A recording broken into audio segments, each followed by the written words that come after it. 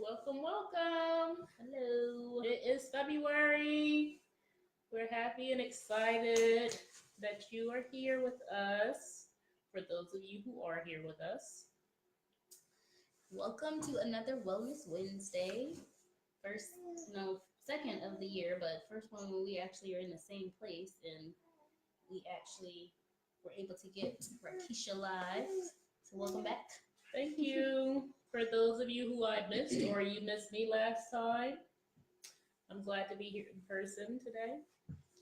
All right. So, if you have been keeping track of our page, you will see that today's Wellness Wednesday, we wanted to focus on, I think, something that's really crucial for us, for people, for women, and that would be breastfeeding. Um, with it being February, we wanted to also give homage to Black History Month. And so we wanted to try to combine something that, again, is important for mothers and women, but also bringing in some history and some historical facts. So if you saw the picture, you saw that there was a Black woman on the page, and she had a white child. And many of you probably are aware of the term idea of wet nurse. So wet nurses were people or are people who feed a child who's not their own. So usually, again, the wet nurse is a person who has their own infant, and they even went back to biblical days where these women again would feed another person's child for reasons such as the death of the mother. So maybe the child's mother died, or had an illness or something that required again someone else to take care of the baby. But the unique part for as far as it relates to Black history is that enslaved women in the United States were the only kind of one of the only women in history who were actually forced to be wet nurses. So wet nurses traditionally were people who again volunteered or wanted to or offered to do that. Offered their services are offered to help with the baby. But in slavery, this was one of the times where again the woman was forced into it. And so just again giving a little background with that, these women, slave women, were asked to do this job because it was breastfeeding or nursing was seen as something that was messy. It was self demeaning, and so again, the women, if you were thinking about status, these women didn't want to be nursing and breastfeeding in public. So if you were seeing breastfeeding in public, it was like something that was shameful. Um, and so again, they would get the slaves women to do this, and the slave women, and so again, women who were enslaved, were actually taken from their own children, and this resulted in their children not being able to feed, not being able to feed from their own mother, and so as a result, the slave women had to find supplements. So they were giving their children's cow milk or other substances. And I think again, when we think about history and kind of what happens, the thing about choosing the enslaved women to feed their children was that the slave owners were seeing that the Black African and enslaved children were healthier than their own children. And so it's funny when you think about how people put two and two together, that what they did was think that, or assume that the Black people or African, or again, people of African descent were had healthier, somehow or another, were healthier. And so they wanted their children to get that. But what was really going on is that, again, the mothers weren't feeding their children breast milk. So it's one of those things where you think back to history, and we don't really understand, like, where did this concept come from, of why don't people again breastfeed, because it's seen as messy, it's seen as a demeaning, even thinking about again people seeing it as something sexual when you're seeing a breast. So though that's just a little bit of again the history behind wet nursing and breastfeeding as far as it relates to Black women. So we brought that up to kind of move into and segue into why and how we're talking about that today. And also, again, why we chose to breastfeed. Listening and kind of going back to our own history with our mother being the first woman again that we actually just know and grew grew up with, the four of us, because there are four of us, even though you only see two, we actually were given Similac and Infamil, I believe, when we were growing up, and that was just the thing. So my mom, she was really young when she had us, so doctors weren't trying to explain to women the health benefits of feeding their black babies breast milk. And then also because she was young, she didn't know to advocate for herself. Her mother, again, she gave, I guess, her children formula as well. So she didn't know any better to, than to try to teach my mom or try to figure out, like, hey, how can we get you to breastfeed your children? Like, this is the best nourishment that they'll get from the time that they're born to, even growing up.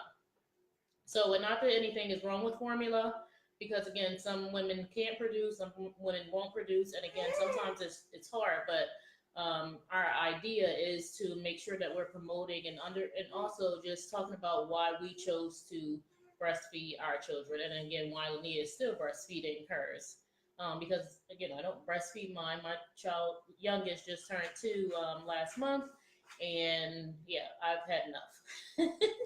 So, with that said, I wanted to talk about just a couple things that I think I learned along the way in the journey, how hard it was for me at first, but I stuck with it. And I was working at the time as well, so that made it even harder. But I went through it. I had to get a lactation consultant because my son, he was in a NICU when he was first born, so he actually did not latch, and I was able to pump. And so in my pumping, I was able to then bottle feed him. So when it came time to him coming from the NICU and actually coming home, I thought, hey, this is going to be easy because babies automatically know how to latch. They automatically know how to, nurse. And it was not easy. It was frustrating for me. It was frustrating for him.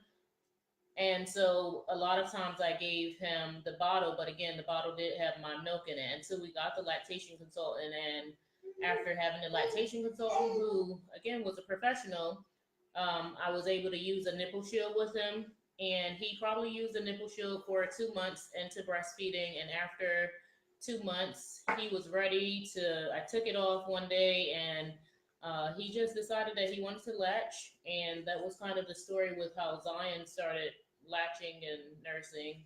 Um, yeah, so that was the first thing.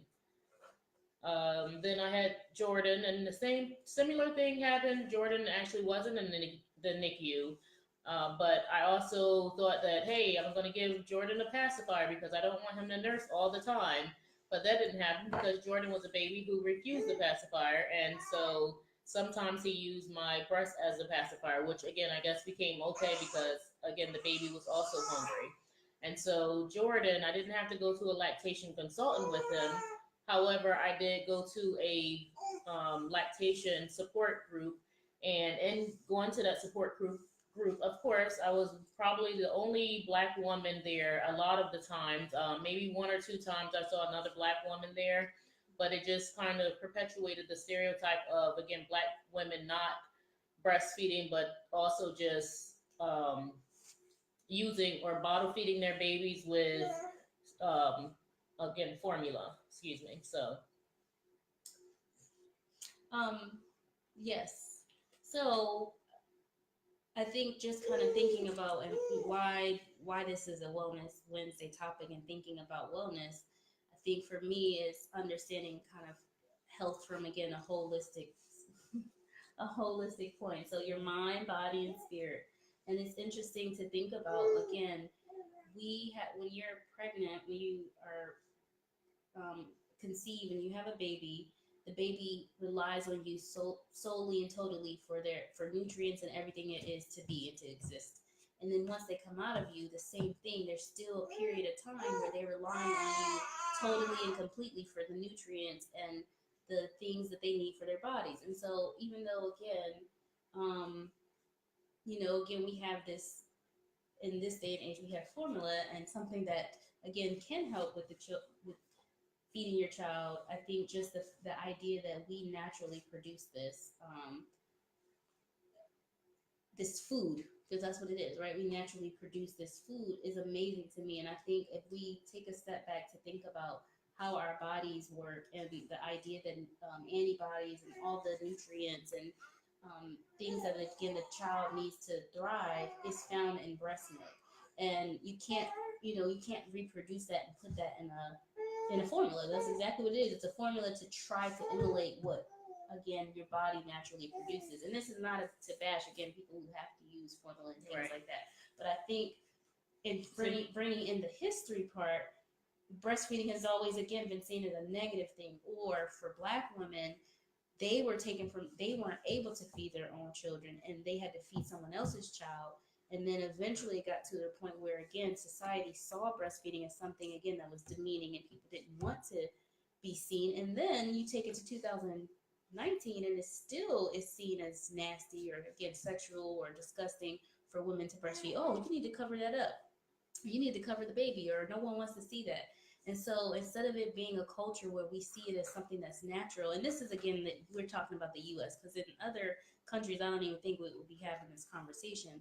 But especially in the US, it's not something that's seen as natural. And so I think when we're talking about wellness and hey, Doris. health and again living your life the way that you want it to be, right? Living your life, being healthy, being well, having your child be healthy and develop well.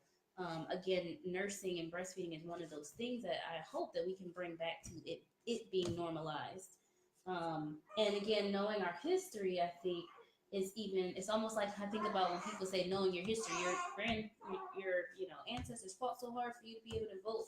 It's kind of the same concept. Like our ancestors weren't able to feed their children because they had to work in the field. And I think it's very ironic how like the circle that we go in our history and history of oppression and things, and how it becomes kind of a norm for us. So again, like my sister was saying with my mom, when I did ask her about why she didn't breastfeed, she ended up saying it wasn't even something again that was offered.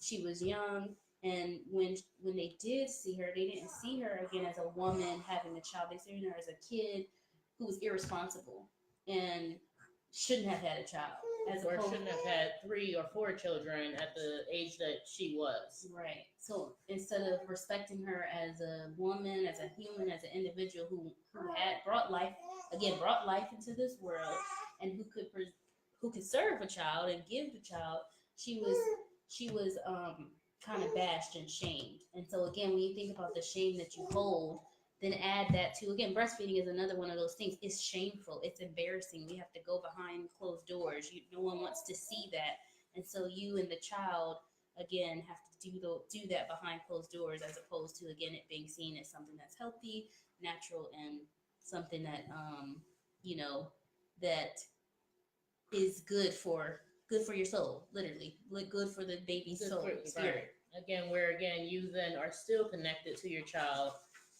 in a way outside where the child is connected to you outside of your body. So, and as women, we have that connection with our children, and then even once the baby comes out, we still want to be connected, and we still want to have that feeling. We still want to have that emotion, and I think again through breastfeeding, that's one thing that happens. And the one other thing that I did want to touch on, because I said it was important for me to talk about this point, was again even in pumping, and again my child having to take a bottle again with breast milk, it was easier for me learning how to hand express, because that was another thing that wasn't taught to me, but I actually had to research it and I had to look it up to see what it was actually about. But hand expressing was much easier for me than pumping, because I didn't have to wash and clean my materials and different things. I did, of course, wash my hands and use hand sanitizer, but that was, excuse me, after I finished pumping or finished hand expressing, but it was a much shorter process for me. And then once I learned how to do it and understood how to do it, it became a natural process, a natural thing for me to do. And I did not have to waste as much time at work trying to pump and trying to, be behind closed doors for long, because again, once my body got used to it, the milk just flowed.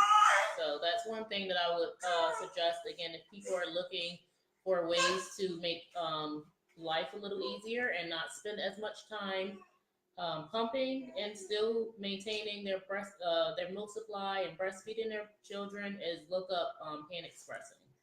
Yes. And again, different things for different people. I pump. I have a high-powered electric pump, and it's just easier for me at work. I have access to a kitchen and refrigerator and things like that. So I found that just to be more efficient for me. So doing what works. But I think for me, again, just going back to why we do this, why we're doing this, is to encourage, to promote, to support. We all have our different needs, and you learn as you go. I think this is what I'm learning is that motherhood is a process, and that you learn as you go, and you learn what works for you and what doesn't work for you. Because even when people are offering suggestions or their thoughts or opinions, it's not always what works for you. And so you gotta, do and find your groove, and eventually you find it. I think, like, again, thinking back when I first had Selah, same thing. She was in the NICU for a couple of days, so she didn't immediately latch. They thought that she might have something wrong, a lip tie, or tongue tie, and I had to use a nipple shield. So all these things that happened. Eventually, we got it. We figured it out, and we've been going 5 months strong, and Woo, we got 5 months. 2 months extra supply, and Yeah, 2 months extra supply. what else we got? She takes a bottle too when I'm at Woo, work. she takes a bottle.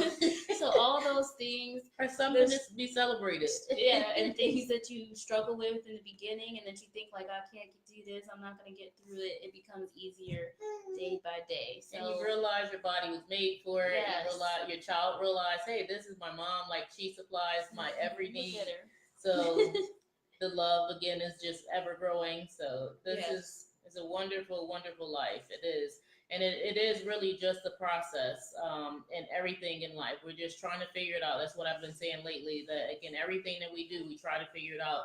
And as Linnea said, we work to see what we actually, what works for us. Right. So, ladies and gentlemen, if you do watch, I am excited about, again, this new year and what's to come, and we'll continue to keep you updated and posted on some of our upcoming events because we are doing some in-person events, but also, again, other videos, and just other people that are interested in kind of working with us. And if you have something that you think you can contribute or share, send us a message. We'll talk, chat. Yeah. Hey, Miss Nancy. Hey, Mom. All right. Thanks for your support. Thanks, Doris, for your support. Thanks, Tony, for your support. And I know that a few other people came on. I don't know who those people are, but I did see that views popped up. So we appreciate you supporting us, and again, coming on and just to say hi, or again, see what we're talking about, see what we're about. All right. Till next time. See you later.